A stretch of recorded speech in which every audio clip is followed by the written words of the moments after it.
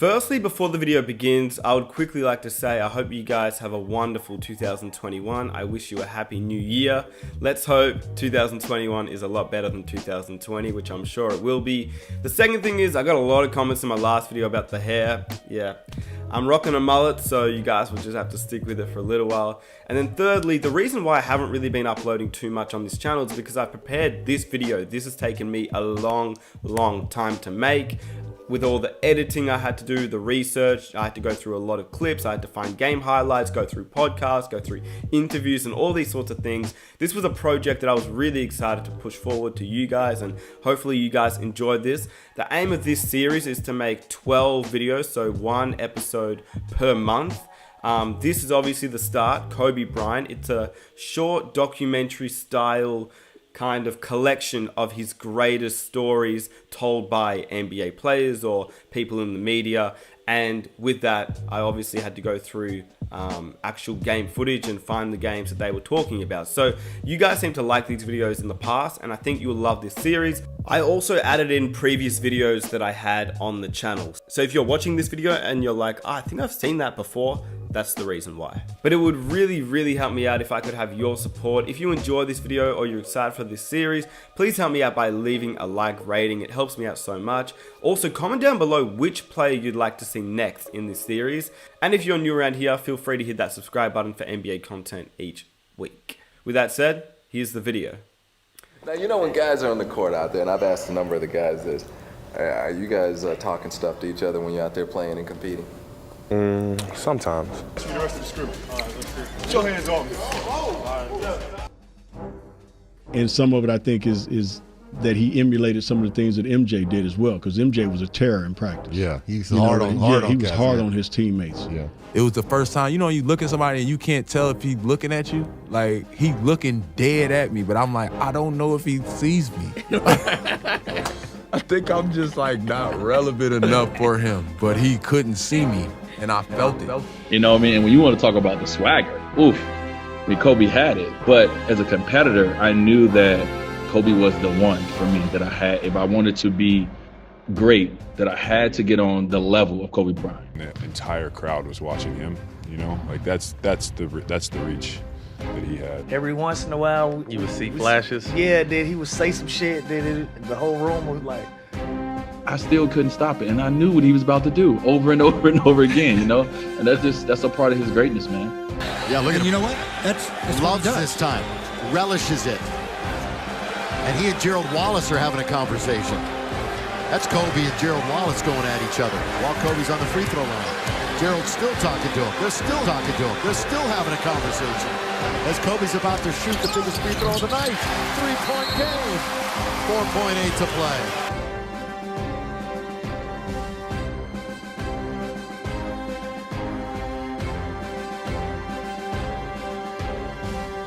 And that's not like, people think those stories are like not real. Like, those stories are real. Rumor has it, there's a story where Kobe was playing against the 76ers, and Andre Iguodala had done a great job on him, held him to like 7 for 20 shoot. So he literally when they went back to Philadelphia, he had that date marked on his calendar. So he came to the locker room, and he was like, where's Dre? And I was on the court working out, getting ready for the game. And it was Lewis Williams. It was like, he told Lewis Williams, he said, tell Dre 50 tonight. So I come back to the locker room, and Lewis Williams was like, yo, Dre, Kobe said 50 tonight. I'm like, I'm always ready to play against Kobe, so I'm like, okay, this will be a good matchup. Excited about it. So 6 minutes to go in the fourth quarter. He has 49, and they're about like 20, and he gets subbed out. So he got 49 with 6 minutes to go. The game was over. So that was an interesting night. I actually went back and I tracked that game. He made like 3 threes from like where it says Staple on the side of the court. He made like 3 threes from like the P in Staples, which was like far. So yeah, and then we got a lot of pick and roll action. I'll never forget that game. The stories, I remember USA basketball, first practice, he looked like, I don't want to say old, but he looked like, I was like, man, am I seeing like the end, it's like he's starting to decline. I didn't tell anybody that, I would never say that out loud. But I was just thinking that in my head, you know, because he just wasn't moving, you know, as well as he was. He's missing a lot of shots. Middle of summer, so whatever. But then I found out he had gone on like a 40-mile bike ride at like 11 p.m. that night. Got in at like 2 a.m. and then he was in the weight room when I got down there at 7:30. So, you know, it was funny to me, very fitting to me. That was like in my head. I was too scared to say it to anybody else, but I was like, man, am I seeing like the decline? I was like, oh no, he's just worked out for 40 hours straight. I heard a story about early on in your career, you wore them. Obviously, you've been wearing them since the 12th grade. When you played against Kobe, did you wear his shoes or did you wear a different shoe? So early on, I remember who said something to me. I'm gonna ask Vince if you remember this. I remember Vince was like, when you play against Kobe, do you wear shoes? I'm like, no, I haven't yet. Like, why? Like, nah, you don't supposed to wear them by your opponent's shoe or blah, blah, blah. So I'm like, oh, all right. So next time I played Kobe, I wore some Jordans. It's the wrong fucking thing I should have did. As soon as I walked on the court, Kobe was like, oh, that's what we doing, motherfucker? And didn't say nothing to me the rest of the game. Right? Hey, you just sounded so much like him right there when he said that. That's what we doing, motherfucker. Yeah, you sounded just like Kobe right there, dude. That's crazy as hell. He was off you, huh? He was off. Did he probably bust your ass too? What, man? And that game, I swear to God, you can find the game too, bro. I remember I had hit somebody hit a shot, put us up like 1. They called a timeout in front of our bench. This motherfucker walked past our bench while we was in the huddle, said, you left me too much time. Came out, hit the fucking game winner, right? So I was like, man, so after the game, I talked to him, he was like, damn, man, my bad, you know, blah, blah, blah. That's what's up. That's a crazy ass story. That's what's up. Yeah, I don't think I never told that. Yeah. But I swear to God, that was him when you said it, because he done said that plenty of times. That shit was crazy. Man. We were in the Olympics, right? And this is when I knew Kobe was a monster, though. You hear about it, but you really, if you don't see it, you really, really don't know. And so we get into a city, one of the cities very late. And immediately we all go to the gym, you know. All my guys, it's Melo, it's me, it's Bryant, it's Kobe. Like, we all go to the gym, we all get our work in. It's real late. And so after we get done getting our work in, me and my guys, we say, hey, like, let's meet for breakfast in the morning. Like, if you can't sleep, whoever first one wake up, hit us up. We're going to go eat. And so we do that. We probably get like 3 hours of sleep. You can't sleep much when you're traveling across the world, you know, like we were traveling. And we probably get like 3 hours of sleep. And we wake up, we go down to where the food is. And as we walking down, you know, slobbing with sleep in our eyes, Kobe Bryant is sitting there with ice on his knees already, right? So we walk up to Kobe, like, Kobe, what's up? And he was like, yeah, man, I just finished the workout and I'm about to go do another one. And at that moment, I was like, wait, hold on. We just worked out about 3 hours ago. You know what I mean? And like, you've done another workout and you about to go do another one.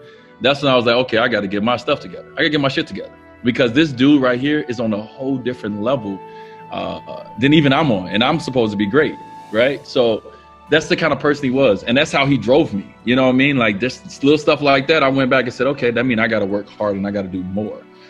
So yeah, I just wanted to share that little anecdote. That's great. He's a beast, man.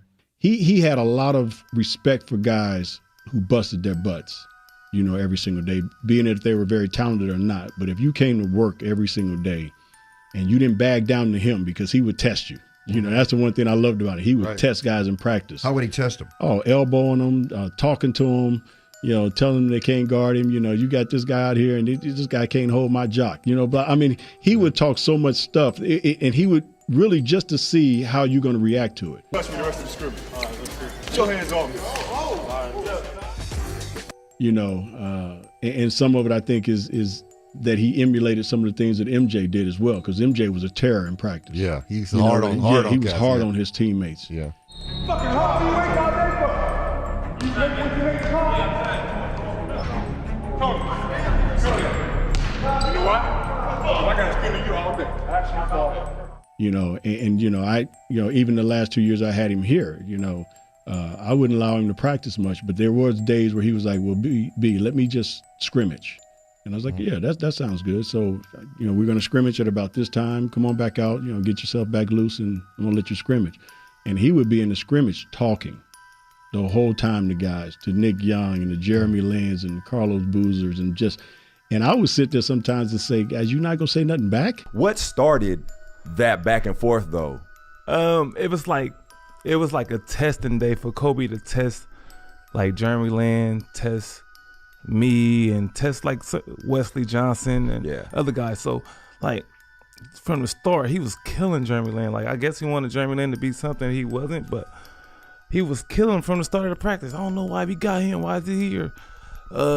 He had one good year talking crazy, like, but during the practice, I'm up here like Jeremy Lin. Come on, man.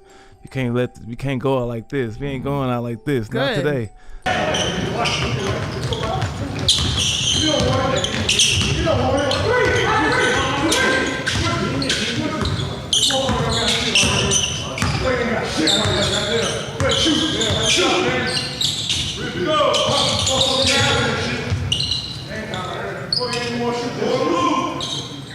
I'm getting mad like Jeremy, come on, man. Kobe, y'all soft like Sherman. Oh, I can't even get better practicing with y'all. And he would do it to just see which of these guys he could be in that foxhole with.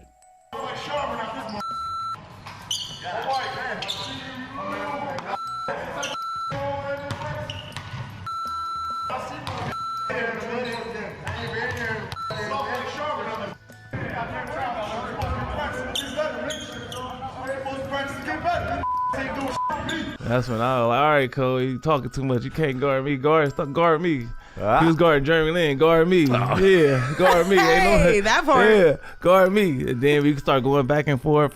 I said nobody in the world could guard me. Cause Gil was teaching me. From.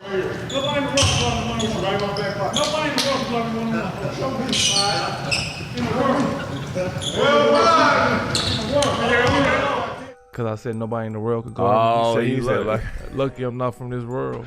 Damn, he good, bro. He too quick. So we going back and forth. It was fun. Then the next day, we won the game, and he was like praising us and all that type of shit. I love when you waved them off. I think it was against the Spurs. Yeah. That was the game. That was right after that. Oh, that was right after that. In the interview, I said. But I said feel something like about the Sherman tissue or something like that.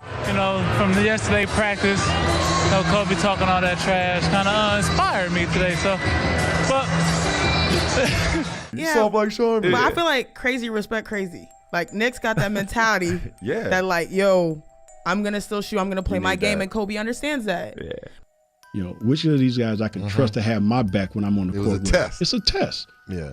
And he was always, testing guys in that way to try to find out, which of these guys I can trust and go to battle with. Now Young with two, lets it fly. It's good! Nick Young for three! And the Lakers lead with 7.4 remaining. Young's sixth triple of the night. Like we had he gonna be mad at me for this, but look, we had a blowout. We got blew out in Portland. We was getting blew out in Portland. So everybody, Kobe's in the locker room just waiting for everybody to come in. And everybody down there got Kobe's on the team, so yeah. We come in. And he came in the locker room and he was like, from now on out, every time down the court, I touch the ball. Y'all gonna learn what it's like to play with Kobe Bean fucking Bryant. How y'all gonna wear these shoes and y'all soft? Ain't what we do here in LA.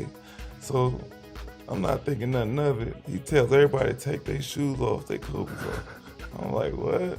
Okay. Oh, this motherfucker serious. Dead ass serious. Like, what's wrong with you, man? Like, what's wrong with you? Nah, take them off. Take them off. And so Nick Young, playful ass, we shower and shit, we come back. And y'all did? And we took them off. Did y'all throw them in the middle of like the... in the middle of foul. Like, foul, he just started grabbing people's shoes and just throwing them. He threw them all in the trash. Oh, and wow. He's like, y'all don't deserve these. We shower and shit, we come back. Nick walk in the locker room, talking about, y'all better throw that motherfucker the ball or it's gonna be some shit around here. Straight like, Nick never took anything serious, though. Which y'all start coming with, come back in LeBrons and stuff like that. What y'all say? Did anyone? I ain't gonna wear those anyway.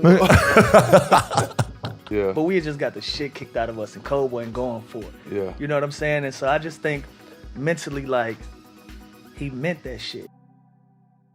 My Kobe story is we were in the player lounge. There was a couple of us, and we were playing spades. And he kind of came in, and we were drinking a little wine, playing some spades, just chilling. And he came in, sat down, poured himself a glass, and he was kind of like reading a paper. So this is 2008. So they had just lost to the Celtics in the finals, like tragically, if memory serves. And so he opens up the paper, and there's like this article about it. And there's a picture of Paul Pierce. So I see it. We kind of are, and you know, like, it's Kobe Bryant. Listen, it's 2008. We're all sitting there. Fucking Kobe Bryant sits down and pours a glass of wine. We're like, what the fuck, you know? And then we look over, and he's tearing out the picture of Paul Pierce. So he cuts it out and he folds it up. He puts it in his pocket, and like, we're all looking at him, you know, like, what's going on? He's like, motivation. We're like, oh, cool. And then he proceeded to like chug his wine, pour another glass, chug it, poured the third, and he was like, basically like, he looks over and he's like, now I'm one ahead of you guys. We were like, okay. That is great. That is such a great story. So when I hear those stories about Kobe, and I hear them from so many people, I'm like, yo, was he really like, was some of it performance art? Like, some of it was like, I've got to live up to this reputation. Like, who does that? The show, The Real World. Yes. That used to be on MTV. Yeah. Kobe was a rookie. Arn was my agent as well, and I was the elder statesman of the firm. And Arn called me up and was like, you know, do you mind talking to this young kid and show him what the NBA is all about and how to conduct yourself? I'm like, okay, yeah, sure, I'll talk to this kid. We were set to play a game of basketball versus the real world cast. It was shot in Hollywood, and all I remember is Gail continuing to say to me, look, when you guys get there, you're going to get there before the cast of Real World. All Kobe wants to do is play you one-on-one. He just wants to play you one-on-one, one-on-one, one-on-one. I'm like, look, I'm 10 years in. This is 96, 97 year, that summer. So he had 1 year in. So I'm 10 years in. I'm not going to play this young cat one-on-one.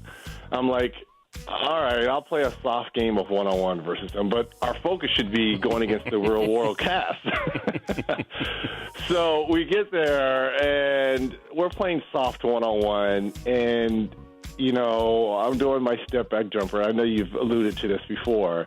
And he's like, how do you do that move? And, I kind of show him, because I was trying to take things from him as well. He had this killer crossover. I'm like, well, how do you do that? So we're exchanging our go-to moves. Well, a conversation turned into text messages and phone calls every day. Because, like you said, he was gathering information. We reached the Bulls in the conference finals, and he was like, so what was it like going against Jordan? He wanted to be bigger than life. And at that time, that person bigger than life, and still is Michael Jordan. And I didn't have a very strong relationship with MJ. But Kobe wanted to know what was all the intricate talking and trash talking and moves that were going on between MJ and I. What did you do? Like, what were your game plans? What was this? I was like, man, that black cat, there was no answer for him, man. We tried this, we tried that. That black cat was doing this and that. And I'm thinking to myself, what does this kid want to know about all this MJ talk for? There's only one black cat, because I referred to call Michael Jordan or Jordan. I always called him the black cat. It's like the black cat was, we were doing this, and I'm talking to Kobe. And I'm like, Kobe. He's like, you know what? Like, you know what? Well, you better get ready for the caramel cat, because he's coming. So before the Black Mamba, his nickname was the Caramel Cat. I'm thinking, this young 17-year-old, I'm talking about the greatest ever. He says, you're going to refer to me as the Caramel Cat. That's how much confidence he had back then. This is like 1 year into it. He's like, well, you better forget the black cat. You better get ready for the caramel cat, because he's coming. And I thought about it. I'm like, fast forward 2 or 3 years later, it was 2-1. And then game 4 that you mentioned, you fouled out. I'm thinking, you already had 50 and 25. Great. That's a loose ball foul on Shaq. That'll be number 6. What a big play. 3 years later in the NBA Finals, that same move that I was showing them in my step back, he hit in Game 3 after Shaq fouled out. Reggie Miller, the marquee matchup we talked about. Look at Reggie Miller squaring him up. These two guys played one-on-one all summer in L.A. Kobe takes it between his leg. He pulls it back, hits the jumper, and then sort of gives it, take your time. Everything's cool. As he's running down the court, pats me on the butt and says, you never should have showed me that step back. I'm going to kill this young kid. I'm going to kill this young kid. Brilliant. And I hope you guys enjoyed the video. Those were a collection of Kobe Bryant's greatest stories told by NBA players and players in the media. If you guys could help me out by hitting that like button, let's aim for 2,400 likes for Kobe. Subscribe if you're new, and comment down below which player you'd like me to make next, or even a part 2 of this series with Kobe. But with that said, yeah, I'm out. I'll catch you guys on my next one. Peace.